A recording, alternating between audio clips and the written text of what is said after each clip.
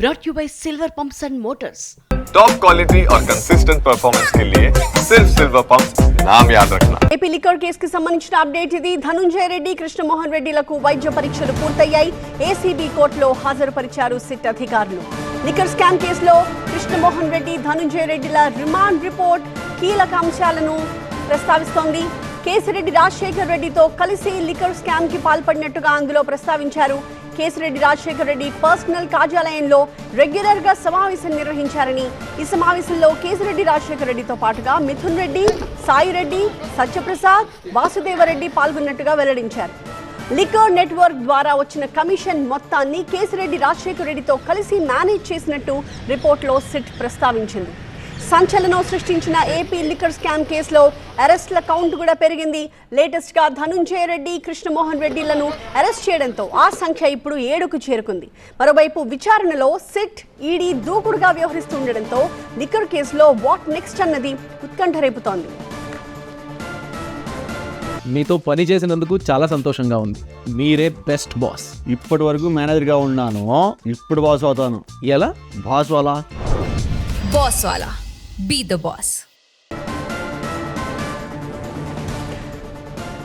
ప్రస్తుతం TV nine screen మీద SIT అధికారులు పొందుపరిచిన రిమాండ్ రిపోర్ట్ ని మనం చూస్తూ ఉన్నాము. ధనుంజయ రెడ్డి, కృష్ణమోహన్ రెడ్డిలకు వైద్య పరీక్షలు పూర్తయిన తర్వాత ఏసీబీ కోర్టులో సిట్ అధికారులు వాళ్ళిద్దరిని హాజరుపరిచారు. లిక్కర్ స్కామ్ కేసులో కృష్ణమోహన్ రెడ్డి, ధనుంజయ రెడ్డిల రిమాండ్ రిపోర్ట్లో చాలా కీలకమైన అంశాలని సిట్ ప్రస్తావించింది. కేసిరెడ్డి రాజశేఖర్ రెడ్డితో కలిసి లిక్కర్ స్కామ్ కి వీళ్లు పాల్పడినట్టుగా అందులో ప్రస్తావించారు. కేసిరెడ్డితో పాటుగా ఆయన పర్సనల్ కార్యాలయంలో రెగ్యులర్ గా సమావేశం జరుగుతూ ఉండేది. ఈ సమావేశంలో మిథున్ రెడ్డి, సాయి రెడ్డి, సత్యప్రసాద్, వాసుదేవరెడ్డి పాల్గొన్నట్టుగా ఈ రిపోర్ట్లో రాసింది. లిక్కర్ నెట్వర్క్ ద్వారా వచ్చిన కమిషన్ మొత్తాన్ని కేసిరెడ్డి రాజశేఖర్ రెడ్డితో కలిసి మేనేజ్ చేసినట్టుగా రిపోర్ట్లో సిట్ ప్రస్తావించింది. నా ప్రతినిధి వసంత్ మరింత సమాచారంతో సిద్ధంగా ఉన్నారు. మరిన్ని అంశాలు ఈ లిక్కర్ స్కామ్ కి సంబంధించి రిమాండ్ రిపోర్ట్లో ప్రస్తావించింది కదా సిట్, అందులో ఉన్న ఇంకొన్ని కీలకమైన అంశాలు ఏంటి వసంత్? ప్రస్తుతం లిక్కర్ స్కామ్కి సంబంధించినటువంటి అంశంలో ఇటు కృష్ణమోహన్ రెడ్డి, ధనంజయ రెడ్డి ఇద్దరిని కూడా ఏసీబీ కోర్టులో ప్రవేశపెట్టారు. ప్రధానంగా వారి అరెస్టుకి సంబంధించి, వాళ్ళ రిమాండ్కి సంబంధించి కొన్ని కీలక అంశాలను కూడా వాటిలో ప్రస్తావించారు.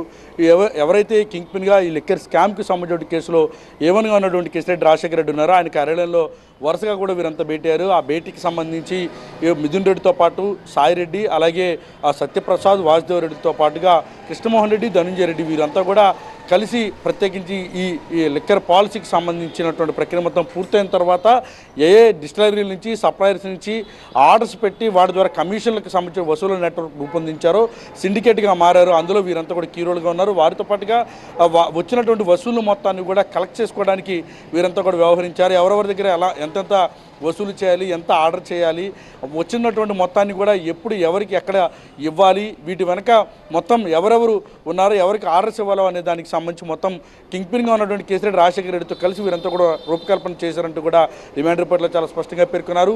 2019 ఎన్నికల్లో ముఖ్యమంత్రిగా వైఎస్ జగన్మోహన్ రెడ్డి ఎన్నికైన తర్వాత వీరంతా కలిసే ఈ పాలసీకి సంబంధించి రూపకల్పన చేశారు. ఆ పాలసీ రూపకల్పన జరిగినటువంటి సమయంలో కూడా వాసుదేవ్ రెడ్డి కావచ్చు, అటు సత్యప్రసాద్ ఎవరైతే ఎక్సైజ్ డిపార్ట్మెంట్కి సంబంధించి ఏపీ బెవరేజ్ కార్పొరేషన్కి సంబంధించినటువంటి వారు ఉన్నారు, వారితో పాటు కలిసి వీరంతా ఈ లిక్కర్ పాలసీకి సంబంధించి రూపకల్పన చేశారు. రూపకల్పన చేసిన తర్వాత వసూలకు సంబంధించినటువంటి అంశంలో ఏ రకంగా వాటిని కలెక్ట్ చేసుకోవాలి, కిక్ బ్యాక్స్ రూపంలో వాటిని ఎట్లా వేరే షెల్ కంపెనీలకు మళ్లించాలి, అలాగే వాటిని ఎవరి ద్వారా వాటిని చేరవేయాలనే కొల్లో కూడా ఎప్పటికప్పుడు వీరి డైరెక్షన్ మేరకే జరిగేది.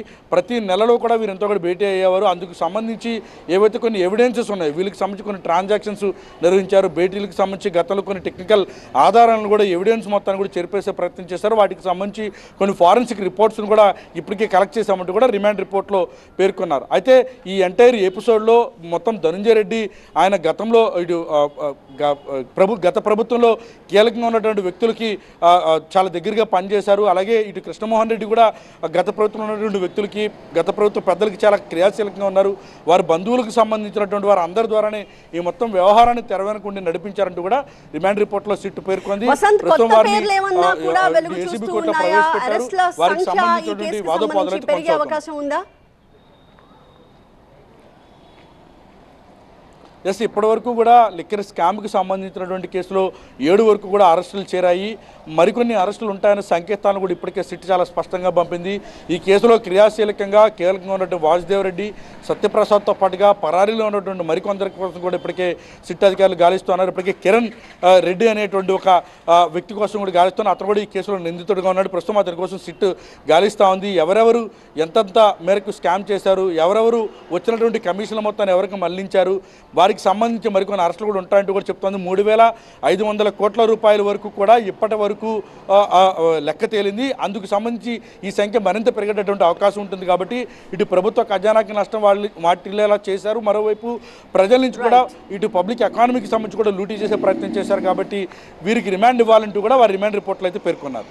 Thank you Vasant.